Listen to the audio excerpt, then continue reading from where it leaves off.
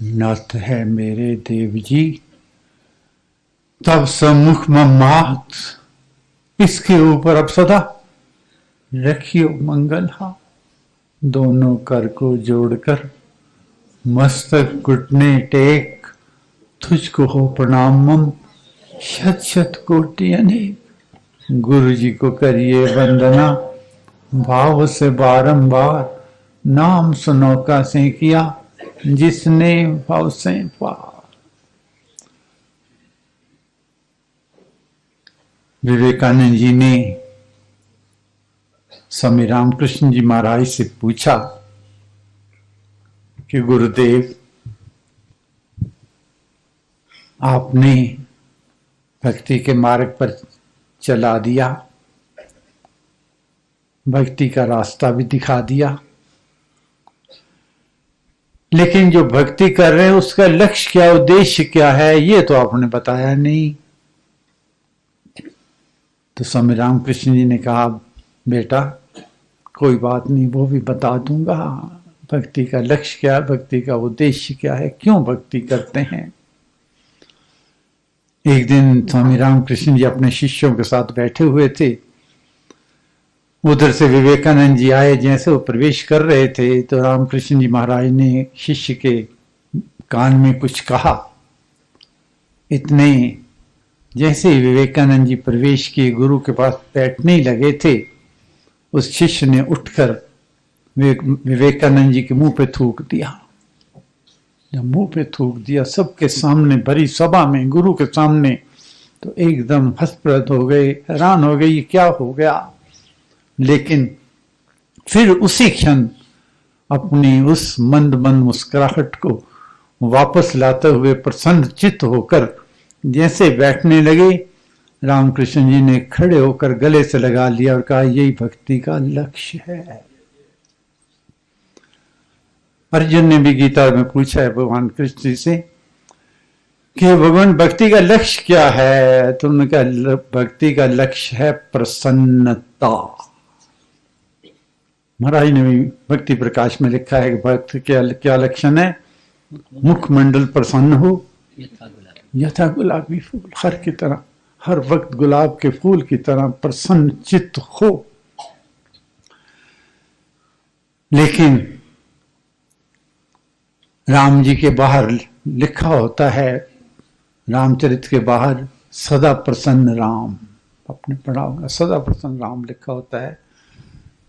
तो जितना राम जी ने विलाप किया मां सीता के वियोग में, शायद ही किसी ने किया हो। अगर वो इतने वियोग करने वाले थे तो सदा प्रसन्न चित्त राम कहां से हो गए। तो संतों का कहना है कि दुख भी आएंगे जिंदगी में, मुसीबतें भी आएंगी,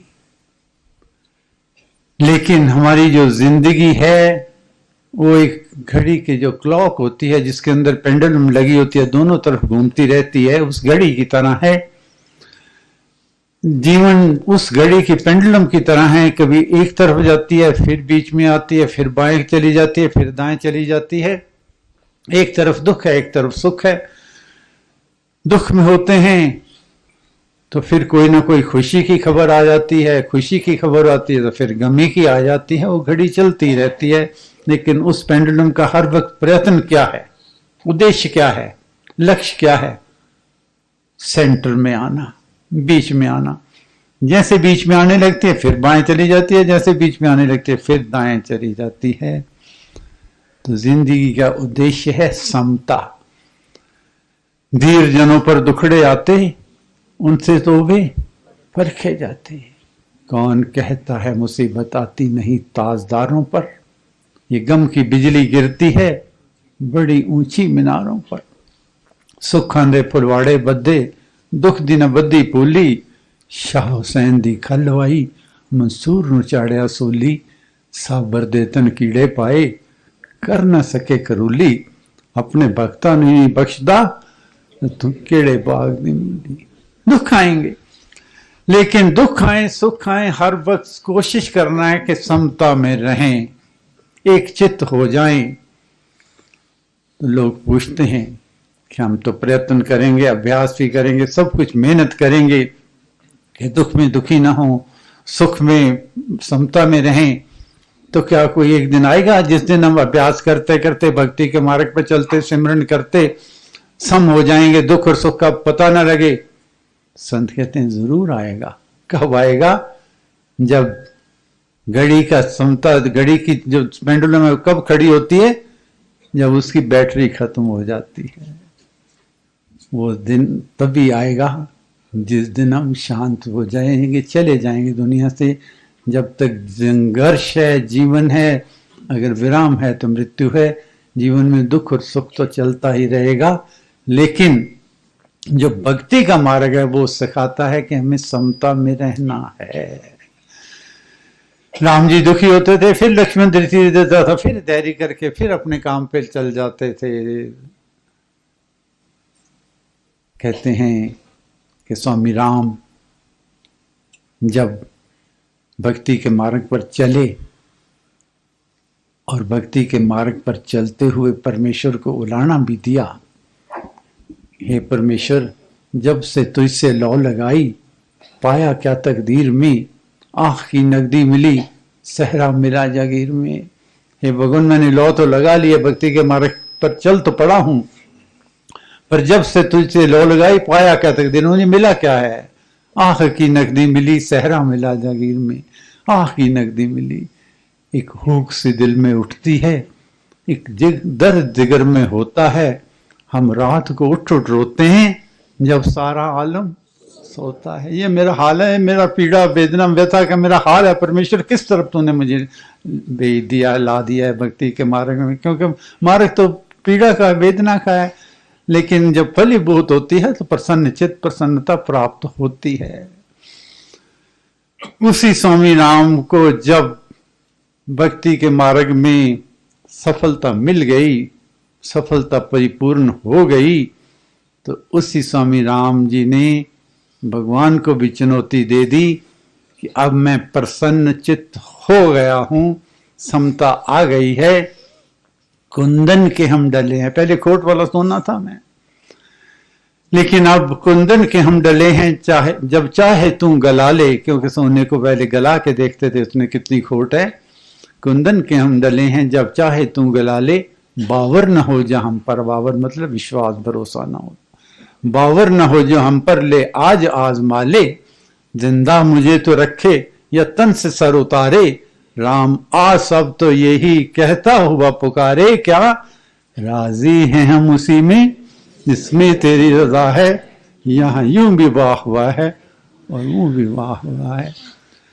प्रसन्न चित्त रहने के लिए, प्रसन्नता को प्राप्त करने के लिए, भक्ति के मार्ग में चलने के लिए केवल दो रास्ते हैं, एक समर्पण और एक कृतज्ञता। समर्पण, मेरा मुझ में कुछ नहीं, जो कुछ है सो तोर, तेरा तुझको सौंपते क्या लागत है मोर।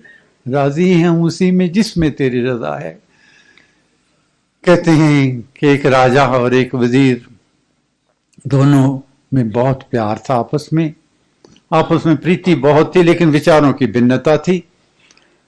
जो वजीर कहता है जो परमेश्वर करता है अच्छा करता है, जो परमेश्वर करता है उसी में ही भला होता है, वो मेरे हित की बात करता है, वो मेरी माँ है, कभी मेरा बुरा नहीं कर सकते, मेरे हित का करता है। राजा कहता है नहीं, ऐसा कैसे हो सकता है, रोज कठिनाइयां भी आती हैं, मुसीबतें भी, काय का हित है? कहने का नहीं। एक दिन राजा तलवार साफ कर रहा था, तलवार साफ करते उसकी धार बहुत तेज थी, ध्यान दूसरी तरफ गया, गलती से उंगली कट गई।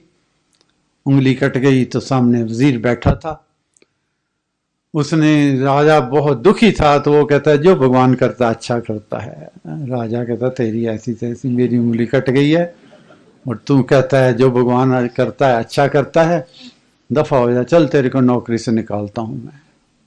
उसने फिर कहा भगवान जो करता है अच्छा करता है, हित की बात करता है। चला गया। राजा एक दिन शिकार पे गया अपने साथियों के साथ, घना जंगल था, जंगल में भटक गया, रास्ता भटक गया, साथी उससे जुदा हो गए, वो अलग हो गया। घोड़े को नीचे बांधकर खड़ा था। इतने में कुछ आए, जंगली लोग आए, आके उन्हें देखा एक मनुष्य खड़ा है, बाहर से आया हुआ कोई लगता है, दूसरे देश का। उन्होंने उसको पकड़ लिया, पकड़ के ले गए अपने जंगल के राजा के पास, जो उनका था उसके पास ले गए। कहने के महाराज ले आए, क्योंकि उनके राजा ने कहा कि आज बलि का दिन है, कोई व्यक्ति ढूंढ के लाओ जिसकी बलि दी जा चुके। राजा बेचारा हैरान परेशान, उसको बांध दिया, बांध के नहलाने लगे। जब नहलाया, उसके कपड़े उतारे, देखा तो उसकी उंगली कटी हुई थी। राजा ने कहा इसका तो अंग भंग है, इसको तो बलि नहीं दे सकते, छोड़ दो इसको। छोड़ दिया। आ गया वहाँ पर भटकता हुआ, देखता हुआ। उसके साथी मिल गए, मिलकर पहुँच गया अपने दरबार में। वहाँ पहुँचा, उसके मन में ख्याल आया कि वजीर कहता तो ठीक था कि भगवान जो करता अच्छा करता है, उसको वजीर को फिर बुलाया जाए। उसको बुलाया और कहा तेरी बात मैंने मान ली कि मेरी उंगली कटी थी, अगर उंगली ना कटती तो मेरी बलि ले जाते, मैं आज इस संसार में दुनिया में दिखाई भी नहीं देता। ये बात तो मान ली, लेकिन तेरे को नौकरी से निकाल दिया। तेरा तुमने कहा ये भी जो भगवान करता अच्छा करता, तेरा अच्छा कहाँ से हुआ? तेरे को तो सड़क पे ला दिया मैंने वजीर से। कहने का महाराज मैं आपका हर वक्त अंग संग रहने वाला था, वहां जाते जंगल में आपकी उंगली कटी थी, मेरी उंगली सलामत थी, मेरी बलि हो जाती, आप रह जाते। तो भगवान जो करता है अच्छा करता है। तो जब तक हमारा समर्पण परमेश्वर के प्रति पूरा नहीं होगा, पक्का विश्वास होगा, क्योंकि हमारा काम क्या है? हमारा पुरुषार्थ और प्रार्थना। मेहनत करने में कोई कसर नहीं छोड़नी, परमेश्वर के आगे प्रार्थना करने में कोई, समर्पण में कोई कसर नहीं छोड़नी। और प्रार्थना और पुरुषार्थ समर्पण के पश्चात जो मिले उसका हर वक्त शुक्राना करना है, कृतज्ञता करनी है। क्या पाइयां तेरे दर तुम्हें रहमता हजारा, शुक्र गुजारा तेरा, शुक्र गुजारा।